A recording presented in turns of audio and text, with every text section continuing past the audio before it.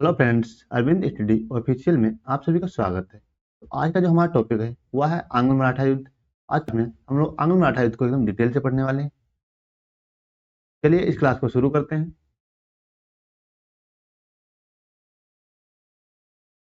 आंग्ल मराठा युद्ध शुरू करने से पहले हम लोग कुछ पेशवाओं के बारे में जान लेते हैं, कुछ बेसिक चीजें हैं जो।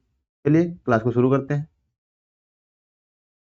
सबसे पहले हम लोग देखते हैं बालाजी विश्वनाथ के बारे में। तो बालाजी विश्वनाथ प्रथम पेशवा थे जिन्होंने 1713 ईस्वी में पेशवा के पद पर बैठे और 1720 ईस्वी तक ये पेशवा के पद पर बने रहे। जो बालाजी विश्वनाथ के समय मराठा शासक थे तो वो थे साहू जी।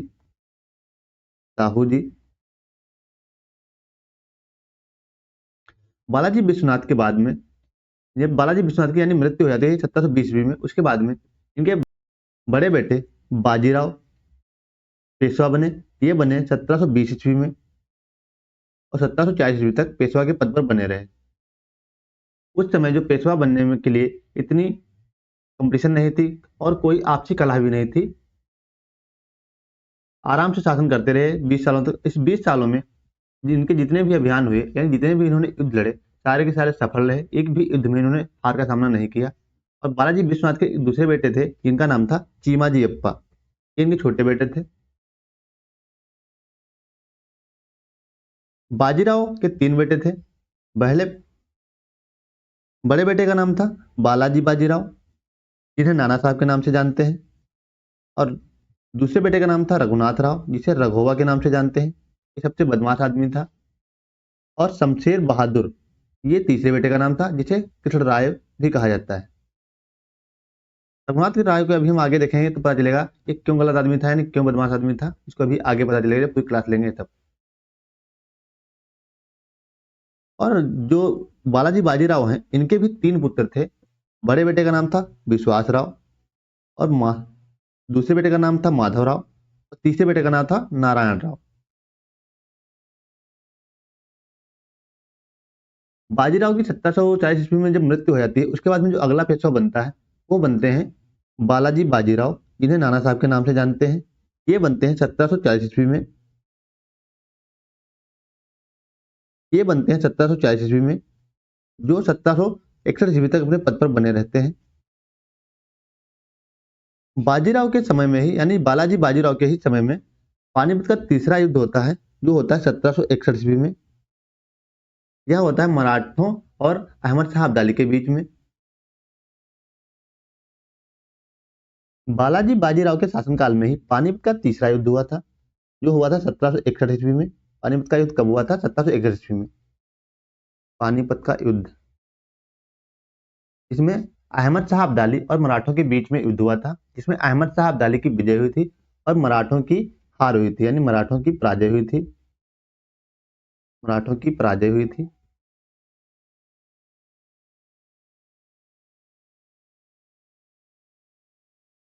पानीपत के तीसरे युद्ध में ही बालाजी बाजीराव के 2 भाइयों और एक बड़े बेटे की मृत्यु हो गई थी, जिसमें सदाशिवराव बाहू और शमशेर बहादुर, जिन्हें कृष्णराव के नाम से जाना जाता है, और विश्वास राव की मृत्यु हो गई थी इस युद्ध के दौरान, जिसका सदमा बालाजी बाजीराव को लगा और उनकी 1761 ईस्वी में ही मृत्यु हो गई थी।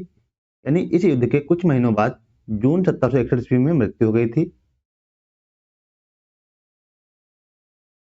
उसके बाद में अगला पेशवा बना माधवराव।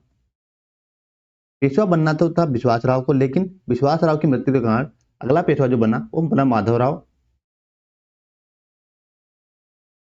जिस समय माधवराव पेशवा बन रहे थे उसी समय रघुनाथ राव भी पेशवा बनना चाह रहा था। तो रघुनाथ राव क्या करता है, ये माधवराव पे आक्रमण करने की सोच रहा था, लेकिन माधवराव उससे पहले ही रघुनाथ राव को अरेस्ट करवा लेते हैं और इसे शनिवार वाड़ा में कैद करवा देते हैं और आराम से अपना शासन करते रहते हैं। तो ये माधवराव का जो शासनकाल है वो रहता है 1761 ईस्वी से लेकर के 1772 ईस्वी तक।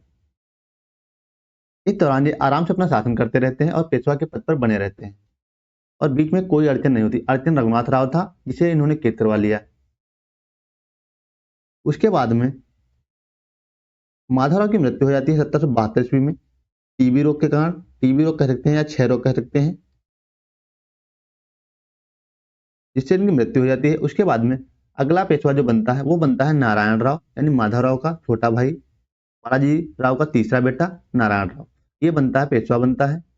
ये पेशवा के पद पर बनता है 1772 ईस्वी में बनता है और 1773 ईस्वी तक पेशवा के पद पर बना रहता है। इसी दौरान ये क्या करता है, जैसे ही पेशवा बनता है अपने चाचा रघुनाथ राव को आजाद कर देता है, यानी कैद से आजाद कर देता है, जिसे आजाद किया था, जिसे कैद में रखा था माधव राव ने।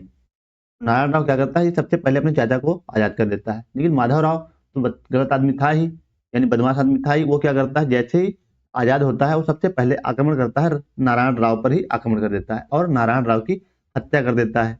उसके बाद में स्वयं को पेशवा घोषित कर देता है। रघुनाथ राव सोचता है अब तो कोई बचा नहीं, विश्वास राव की तो पहले ही मृत्यु हो चुकी है, माधव राव की भी मृत्यु हो चुकी है, कोई अब बीच में आने वाला है ही नहीं, तो इससे अब तो पेशवा हम ही हैं। ये गलतफहमी में था, लेकिन तभी जो तुकोजी होलकर थे, ये इसका विरोध करते हैं। तुकोजी होलकर, महादजी सिंधिया, महादजी सिंधिया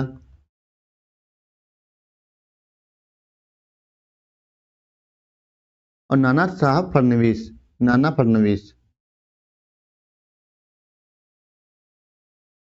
नाना फडणवीस, ये लोग इसका विरोध करते हैं।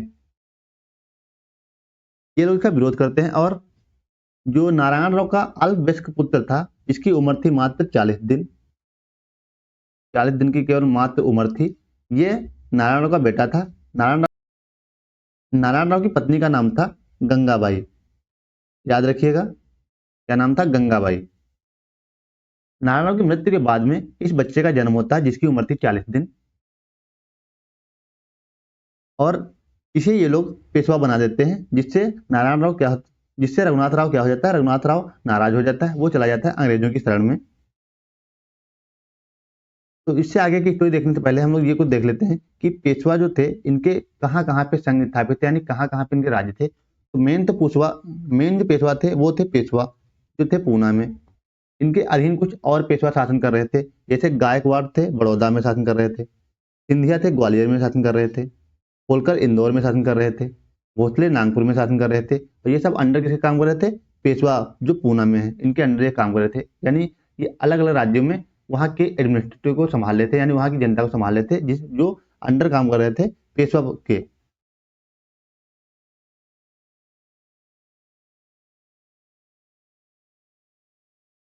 इस हिसाब से फर्स्ट आंग्ल मराठा युद्ध जो 1775 से 1782 ईस्वी में हुआ था, इसकी पृष्ठभूमि तैयार हुई, यानी इसकी सिचुएशन बनी किसके द्वारा, सूरत की संधि के द्वारा, जो रघोवा के द्वारा हुई थी, रघोवा और अंग्रेजों के मध्य। जब ये पेशवा नहीं बनता है, वहां से नाराज होकर ये अंग्रेजों के पास चला आता है, अंग्रेजों से मदद मांगता है, कहता है आप हमारी मदद करिए, हमें आप पेशवा बना दीजिए। तो ये कहते हैं हम आपकी मदद क्यों करें, अंग्रेज जो होते हैं वो कहते हैं हम आपकी मदद क्यों करें, हमें इसमें क्या फायदा होगा, आप हम पेशवा बना देंगे, हमें रिटर्न में आप क्या दोगे। क्योंकि अंग्रेज जो थे ये विदेशी कंपनी थे, मतलब यानी व्यापार करने के लिए भारत में आए थे, क्योंकि ये घाटे का सौदा नहीं करना चाहते थे, इनको जब तक प्रॉफिट नहीं होता था तब तक ये कोई संधि नहीं करते थे। तो रघुवा जो होता है ये कहता है आप बसीन का क्षेत्र ले लीजिए और सालसेट का क्षेत्र ले लीजिए, बसीन और सालसेट ये क्षेत्र ले लीजिए और बदले में हमें आप पेशवा बना दीजिए। तो अंग्रेज इतने में राजी नहीं होते हैं, तो जो रघुवा होता है ये कहता है सूरत से आने वाला जो भी रेवेन्यू है, सूरत और भड़ोच, यहाँ से जो भी रेवेन्यू आएगा उसको आपस में आधा आधा शेयर कर लेंगे। तो इस बात पे अंग्रेज जो होते हैं वो राजी हो जाते हैं और सूरत की संधि कर लेते हैं, जो होती है 1775 ईस्वी में।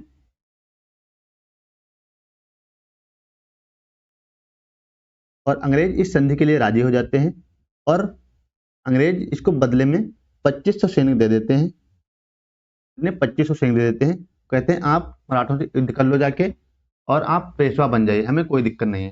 तो रघुवा कहता है कोई दिक्कत नहीं, हम पेशवों को हरा देंगे इतने में और हम पेशवा बन जाएंगे। उस समय मराठा शक्ति में कुछ ऐसे शासक थे जैसे तुकोजी होलकर, महादजी सिंधिया और नाना फडणवीस। ये ऐसे शासक थे जो एकता में बिलीव रखते थे, यानी एकता में बिलीव करते थे, एकता में विश्वास रखते थे। इस हिसाब से ये जाता है, युद्ध करता है और इसकी पराजय होती है, यानी जो मराठा थे वो इनको बुरी तरह से हराते हैं अंग्रेज, और रघुवा की जो सेना थी इसको बुरी तरह से हराते हैं। और वहां से इसे भगा देते हैं। जब ये बात पता चलती है वारेन हेस्टिंग को, वारेन हेस्टिंग जो बंगाल का गवर्नर जनरल होता है, जो रेगुलेटिंग एक्ट 1773 के द्वारा बनाया गया था, 1773 एक्ट के द्वारा, जो 1773 का रेगुलेटिंग एक्ट था उसके द्वारा किसे गवर्नर जनरल बनाया गया था, तो बनाया गया था वारेन हेस्टिंग को, याद रखिएगा। जब ये बात वारेन हेस्टिंग को जब ये बात वारेन हेस्टिंग को पता चलती है कि अंग्रेजों को मराठों ने बुरी तरह से हराया है, तो ये 2 पत्र लिखता वहां से है। एक लिखता है मद्रास प्रेसिडेंसी के लिए, सॉरी, मद्रास और बंबई प्रेसिडेंसी दोनों बंगाल प्रेसिडेंसी के अधीन थी, तो ये एक पत्र लिखता है वहां से इसको अंग्रेजों को, और एक पत्र लिखता है मराठों को। मराठों से कहता है कि आप पीछे हट जाइए, हमें कोई युद्ध नहीं करना है। और एक पत्र जो अंग्रेजों को लिखता है उसमें भी अंग्रेजों को पीछे हटने के लिए कहता है। इस हिसाब से जो संधि होती है वो होती है पुरंदर की संधि, जो 1776 में हुई थी, जो हुई थी मराठा और अंग्रेजों के बीच में। और जो सूरत की संधि हुई थी इसे मान्यता नहीं दी गई थी। तो इस हिसाब से पुरंदर की संधि भी संपन्न हुई और सूरत की संधि को मान्यता नहीं दी गई। तो एग्जाम की दृष्टि से अगर पूछा जाए कि किस संधि को मान्यता नहीं दी गई थी, तो वो थी सूरत की संधि। इसके बाद में जो अगली संधि होती है वो होती है बड़गांव की संधि, जो होती है 1779 ईस्वी में। अंग्रेजों के सारे क्षेत्र 1775 ईस्वी में जिसमें लौटाने पड़े थे, इसको हम लोग देख लेते हैं। तो इसको देखने से पहले हम कुछ ये चीज देख लेते हैं, ये संधि क्यों हुई थी, जो बड़गांव की संधि थी क्यों हुई थी। तो इसका जो कारण था, इसका यह कारण था 1777 ईस्वी में नाना फडणवीस ने फ्रांसीसियों से हाथ मिला लिया और उनसे मदद की गुहार लगाई। तो फ्रांसीसियों ने मना कर दिया। फ्रांसीसियों ने कहा हम आपकी मदद क्यों करें, इसके बदले में हमें क्या मिलेगा, क्योंकि फ्री में तो कोई मदद करना नहीं जानता। तो ये सभी हैं तो विदेशी ही कंपनियां, यानी व्यापारिक कंपनियां ही। तो जब तक इनको लाभ नहीं होगा, जब तक इनको लोभ नहीं मिलेगा, तब तक ये कोई काम नहीं करने वाली, यानी कोई भी संधि नहीं कर सकती। तो नाना साहब ने क्या किया, इनको पत्तन यानी पोर्ट, जो वेस्टर्न पोर्ट था वो इनको दे दिया और इनसे संधि कर ली। तो जिसके बदले में फ्रांसीसियों ने इनको 25,000 यूरोपीय सैनिक दे दिए और कहा भाई हम आपको 10,000 भारतीय सैनिकों को ट्रेनिंग दे देंगे। तो नाना साहब को लगा कि अब हमें इतने सैनिक मिल जाएंगे तो हम अंग्रेजों को मुंह तोड़ जवाब दे पाएंगे, क्योंकि अंग्रेज कभी भी हम पे हमला कर सकते हैं। तो इस हिसाब से जो संधि बनी बड़गांव की संधि की, इस हिसाब से बड़गांव संधि का कारण बना, जो बड़गांव की संधि हुई 1779 ईस्वी में। अंग्रेजों ने सोचा कि ये तो फ्रांसीसियों से मिल गए हैं, ये कहीं ना कहीं जो पुरंदर की संधि थी इसका उल्लंघन कर रहे हैं। उनको लगा कि पुरंदर की संधि का ये उल्लंघन है, यानी जो मराठा है वो पुरंदर की संधि का उल्लंघन कर रहे हैं। तो अंग्रेज क्या करते हैं, अंग्रेज जो हैं वो क्या करते हैं, मराठों पे आक्रमण कर देते हैं। कहाँ करते हैं, तालेगांव में। तालेगांव में आकर आक्रमण कर देते हैं, जो पड़ता है पुणे में। कहाँ पड़ता है, पुणे में। और मराठा इसमें बहुत ही शक्तिशाली थे, यानी बहुत ही जोश में थे। वो क्या करते हैं, इनको वहां से बुरी तरह से खदेड़ते हैं, यानी इनको बुरी तरह से हराते हैं, युद्ध में पराजित करते हैं। तो ये वहां से भागते हैं और भाग के जाते हैं बड़गांव में। कहाँ पहुंचते हैं, बड़गांव में। जहां पर भी वो पीछा नहीं छोड़ते हैं, वहां पर भी आकर इन्हें वहां पे लतियाते हैं, वहां पे भी मारते हैं, यानी काफी धोते हैं। तो ये सरेंडर कर देते हैं, यानी आत्मसमर्पण कर देते हैं कि। और जो बड़गांव की संधि थी इसका नेतृत्व कौन कर रहे थे मराठों की तरफ से, तो इसका नेतृत्व कर रहे थे महादजी सिंधिया। याद रखिएगा, एग्जाम में क्वेश्चन पूछ लिया जाता है। महादजी सिंधिया इसका नेतृत्व कर रहे थे। जब अंग्रेज समर्पण कर देते हैं तो सूरत की संधि के द्वारा 1775 में जितने भी क्षेत्र अंग्रेजों को मिले थे वो सभी वापस कर देते हैं, इसको मराठों को वापस कर देते हैं।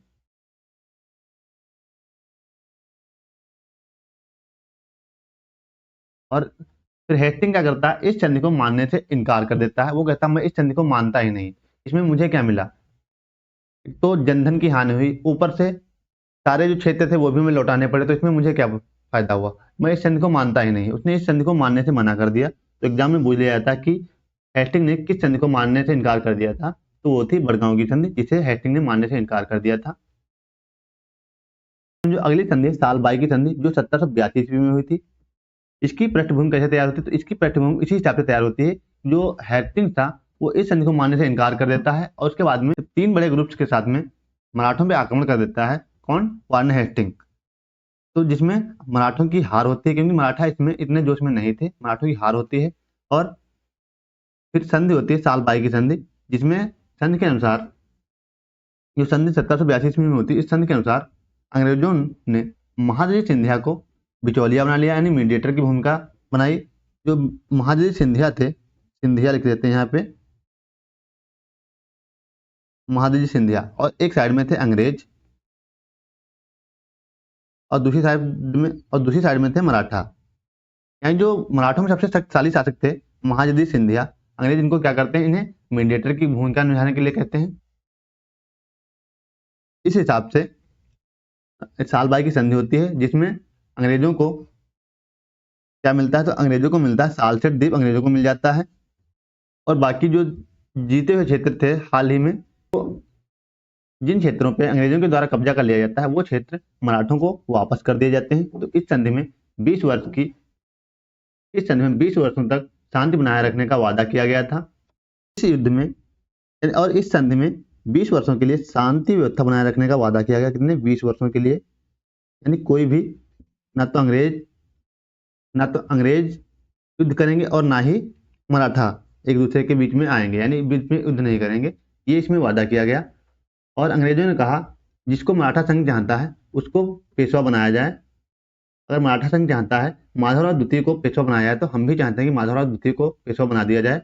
और रघुनाथ राव को कहते हैं आप रिटायरमेंट ले लीजिए, यानी आप पेंशन ले लीजिए, आपको अब पद को त्याग कर देना चाहिए। और अंग्रेज कहते हैं हम रघुनाथ राव को कोई भी सैनिक सहायता नहीं देंगे, और एक दूसरे के क्षेत्रों को वापस कर दिया जाता है। तो इस हिसाब से साल भाई की संधि संपन्न हुई। उसके बाद हम लोग देखते हैं आगे देखते हैं जो प्रमुख पेशवाओं हैं इनकी मृत्यु। तो प्रमुख पेशवा थे कुछ, इनकी जो मृत्यु हुई, तो महादजी सिंधिया जो थे इनकी मृत्यु हो जाती है 1794 ईस्वी में। और माधवराव द्वितीय जो पेशवा उसमें था, इसकी भी मृत्यु हो जाती है 1795 ईस्वी में। माधवराव का अन्य नाम था नारायण माधवराव और सवाई माधवराव, इसके ही नाम थे। जैसे ही माधवराव द्वितीय की मृत्यु होती है तो अगला पेशवा बनता है 1795 ईस्वी में बाजीराव द्वितीय, जो पुत्र था किसका? ये पुत्र था रघुवा का, यानी रघुनाथ राव का ये पुत्र था।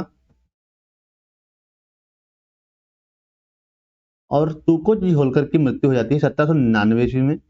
नाना फडणवीस की मृत्यु हो जाती है 1800 ईस्वी में।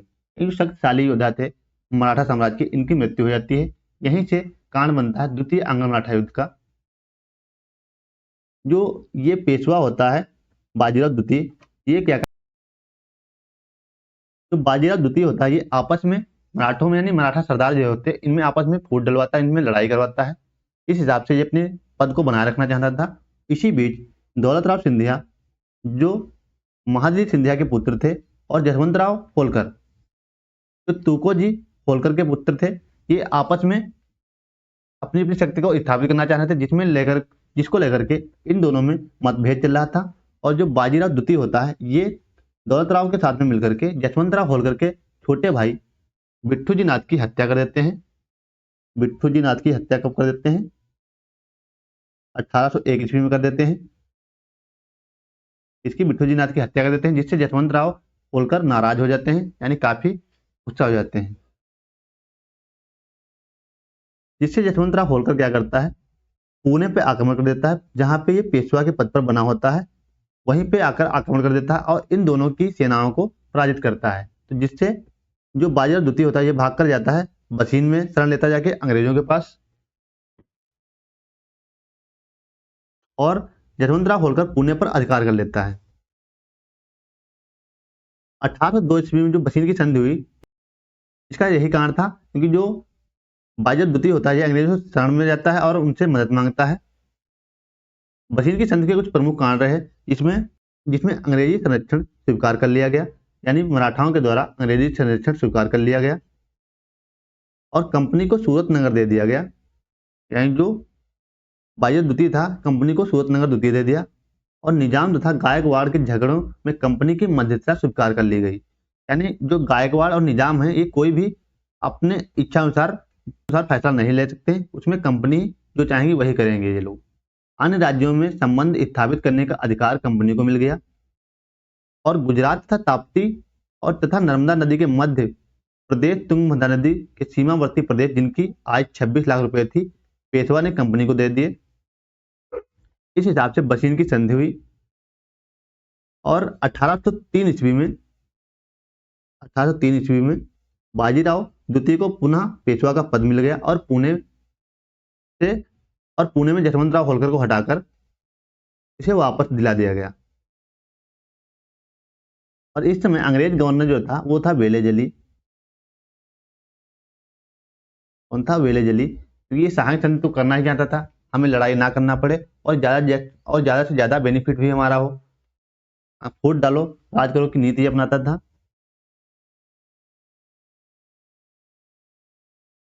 इसके बाद में सेकेंड आंग्ल मराठा युद्ध जो 1803 से लेकर के 1805 ईस्वी में रहा, ये हुआ। तो इसकी पृष्ठभूमि क्या रही इसको देख लेते हैं। सेकेंड आंग्ल मराठा युद्ध के अंतर्गत 3 संधियां हुई थी। पहली हुई थी देवगांव की संधि जो 1803 ईस्वी में हुई अंग्रेज और भोसले के मध्य। दूसरी हुई सुरजी आर्जनगांव की संधि जो हुई 1803 ईस्वी में अंग्रेज और सिंधिया के मध्य में। तीसरी संधि हुई राजपुर घाट की संधि जो 1805 ईस्वी में हुई अंग्रेज और होलकर के मध्य में। अब इनको हम डिटेल से देखते हैं, ये संधियां क्यों हुई, इसका कारण क्या था। दूसरी ये जो 2 संधियां हुई थी देवगांव की संधि और सुरजी अर्जनगर की संधि, ये हुई थी सितंबर 1802 ईस्वी में। सितंबर 1802 ईस्वी में जो वेलेजली होता है ये इन पर आक्रमण कर देता है और इनको पराजित करता है और इनको संधि करने के लिए विवश करता है। तो ये 2 संधियां होती हैं। और जो तीसरी संधि थी राजपुर घाट की संधि 1805 ईस्वी में होती है। ये होती है राजपुर घाट में अंग्रेज और होलकर के मध्य में। क्योंकि ये सभी अंग्रेजों से युद्ध कर रहे थे लेकिन अलग अलग कर रहे थे, एक साथ में एकजुट होकर नहीं कर रहे थे। इसका अंग्रेजों को फायदा हुआ और वो इनको क्षति पहुंचाई, इनको पराजित किया और संधि करने के लिए विवश किया। क्योंकि होलकर भी अंग्रेजों से लड़ाई कर रहे थे, सिंधिया भी अंग्रेजों से लड़ाई कर रहे थे और भोसले भी लड़ाई से कर रहे थे, लेकिन इनकी आपस में नहीं बन रही थी और इसी को अंग्रेज फायदा उठा रहे थे।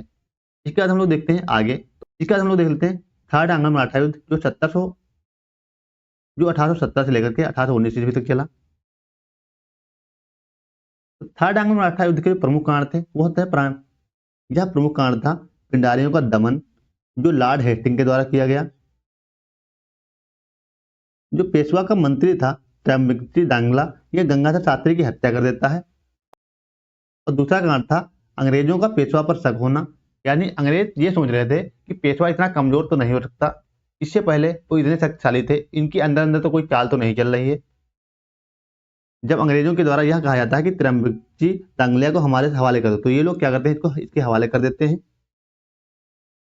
तो इस पे अंग्रेजों को शक हो जाता है कि पेशवा कोई अंदर अंदर चाल तो नहीं चल रहे हैं, क्योंकि इससे इनको शक हो जाता है क्योंकि जो पेशवा है इतने कमजोर तो नहीं हो सकते हैं। तो इस हिसाब से थर्ड आंग्ल मराठा युद्ध की शुरुआत हुई। अलग अलग जगह पे अलग अलग युद्ध हुए। पेशवा और अंग्रेजों का युद्ध हुआ किरकी में, इसमें पेशवाओं की हार हुई। भोसले और अंग्रेजों की जो लड़ाई हुई वो हुई शीतलवाड़ी में यानी सीताबर्डी में, जिसमें भी भोसलों की हार हुई। और होलकर तथा अंग्रेजों के मध्य जो लड़ाई हुई वो हुई महिदपुर में, जिसमें भी होलकर की हार हुई। पेशवा और अंग्रेजों की जो लड़ाई हुई वो हुई कोरेगांव में, जिसमें पेशवाओं की हार हुई।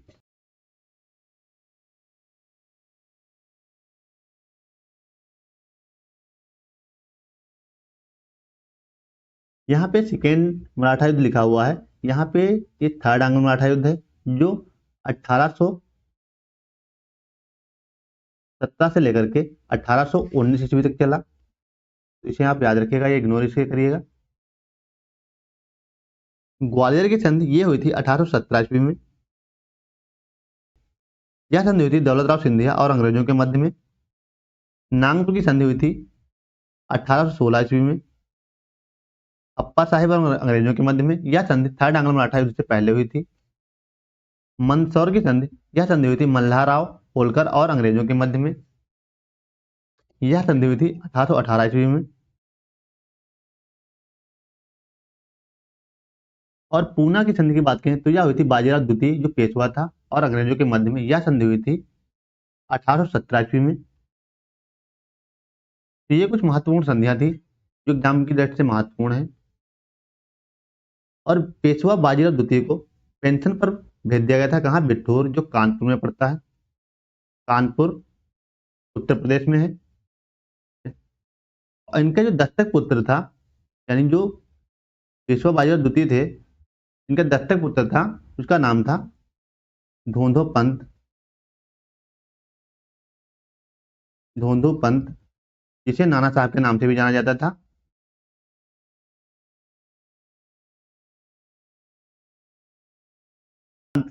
जो धोंधो पंत था, ये 1800 क्रांति में भाग लेने का इसका प्रमुख कारण यही था। जब ये अंग्रेजों के पास में पेंशन लेने के लिए आता है, क्योंकि जब जो बाजीराव पेशवा थे, इनकी जब मृत्यु हो जाती है, उसके बाद में धोंधो पंत जब उनके पास पेंशन लेने के लिए जाता है, तो अंग्रेज साफ मना कर देते, हम आपको पेंशन क्यों दें, आपको हम जानते ही नहीं, आप तो उनके दत्तक पुत्र थे। इस हिसाब से ये 1857 की क्रांति में भाग लेता है। तो आपको पता चला होगा कि ये दोनों पंथ थे 1857 की क्रांति में क्यों भाग लिया था। और जो सतारा था, एक छोटा सा राज्य, जहां शिवाजी के वंशज प्रताप सिंह को यहाँ का राजा बना दिया गया था। और थॉमस हिल्सॉप, जो पिंडारियों का दमन किया था इसने। आमिर खान और करीम खान, ये दोनों लोग सरेंडर कर दिए थे अंग्रेजों को। इस हिसाब के तृतीय अंग मराठा युद्ध की लास्ट हुई और अंग्रेजों का अंत और मराठाओं का अंत हो गया। और मराठा का जो साम्राज्य था वो बंबई प्रांत के अंतर्गत मिला लिया गया, यानी बंबई प्रेसिडेंसी के अंतर्गत मिला लिया गया था। कौन सी प्रेसिडेंसी? बंबई प्रेसिडेंसी के अंतर्गत मिला लिया गया था। इस हिसाब से पेशवाओं का अंत हो गया। तो इस वीडियो में इतना है। अगर वीडियो अच्छा लगा हो तो वीडियो को लाइक करें, चैनल को सब्सक्राइब कर लें, ताकि इसी प्रकार के जीके वीडियो आपके पहुंचते रहें।